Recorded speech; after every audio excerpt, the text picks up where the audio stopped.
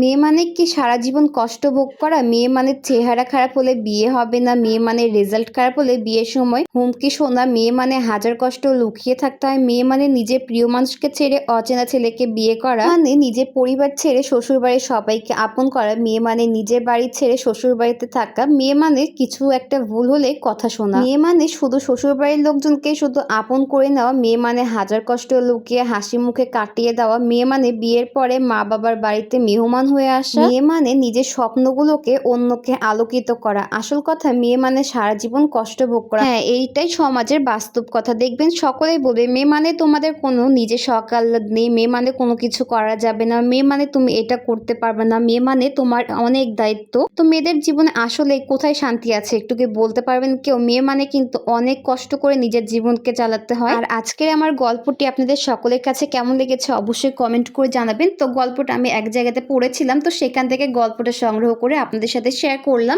আর অবশ্যই কমেন্ট করে জানাবেন গল্পটা কেমন লেগেছে। আর এত পরিমাণে বৃষ্টি হচ্ছে, কোথাও যেতে পারছি না। আর যেহেতু শুনেছিলেন এর আগের ভিডিওতে শুক্রবার একটা দাওয়াত ছিল, আর এই বৃষ্টির জন্য কিন্তু আমরা দাওয়াতেও যেতে পারি না। আর দেখতে পাচ্ছেন এমন একটা অবস্থা, ঘরের ভিতরে কিন্তু কাপড় শুকাইতে হচ্ছে আমাদেরকে। তো এত পরিমাণে বৃষ্টি হচ্ছে, এখন কিন্তু ছাদে কাপড় দেওয়া যাবে না, আর এর জন্য কিন্তু আমরা ঘরের ভিতরে রশি বেঁধে কিন্তু কাপড় শুকাচ্ছি। তো আপনারা কিভাবে কাপড় শুকাচ্ছেন অবশ্যই কিন্তু কমেন্ট করে জানাবেন। খাবারগুলো তো আর নষ্ট করা যাবে না, এখন নিজেদেরকে খেতে হবে। এত মিষ্টি খাবার তো একেবারে খাওয়া যায় না।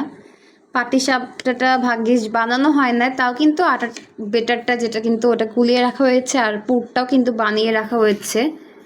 তো ওইটা কালকে তাও বানানো যাবে, সমস্যা নাই। আর এগুলো এতগুলো মিষ্টি খাওয়ার তো খাওয়া সম্ভব না। তো এখানে কিন্তু পুডিংটা কেটে নেওয়া হচ্ছে, আর এদিকে কিন্তু এই তো কেকটাও কিন্তু অনেক সুন্দর হয়েছে, দেখতে পাচ্ছেন। এই যে কেকটা দেখুন কতটা স্পঞ্জি হয়েছে, আর কেকটা খেতে এত মজা হয়। আমাদের বাসায় বানানো এই কেকটা খেতে কিন্তু অনেক বেশি মজা হয়। কে কে কেক বানাতে পারেন অবশ্যই কমেন্ট করে জানাবেন।